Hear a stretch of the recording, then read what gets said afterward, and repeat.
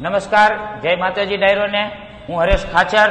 Social મીડિયાના માધ્યમથી ઘણા લાંબા સમય પછી જ્યારે મળવાનું થયું છે ત્યારે એક ચોક્કસ સંદેશો લઈને આપની સમક્ષ હું આવ્યો છું.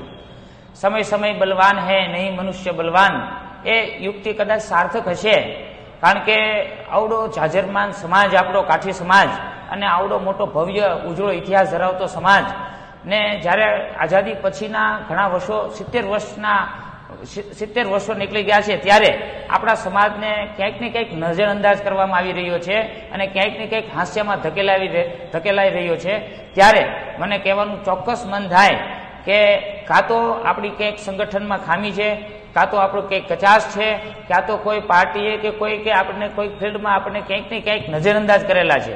તો હું ચોક્કસ કહીશ કે રાજકારણ જેવા ક્ષેત્રમાં જે આપણા સમાજના જે સંભવિત ચહેરાઓ છે અને આપણા સમાજના જે ભાઈઓ જે રાજકારણમાં સક્રિય છે એમને કંઈક ને કંઈક પ્રતિનિધિત્વ, એમને કંઈક ને કંઈક સ્થાન અને એમને કંઈક ને કંઈક જવાબદારીઓ મળવી જોઈએ, પણ એ મળી નથી.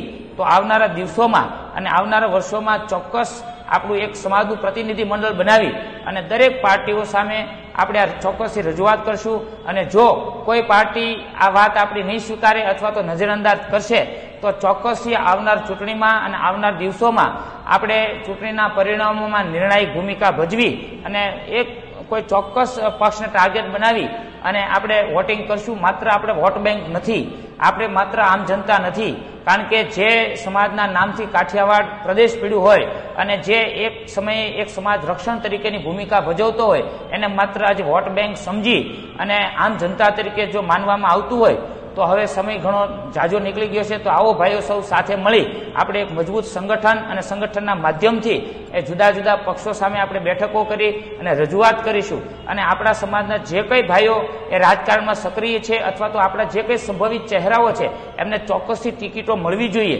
અને જો એ નજરઅંદાજ કરશે તો આપણે કોઈ અન્ય વિકલ્પ કે અન્ય કોઈ પક્ષને આપણે ટેકો આપશું અને એ તરફી મતદાન કરાવીશું અને એક કિંગ મેકર તરીકેની ભૂમિકા ભજવીશું.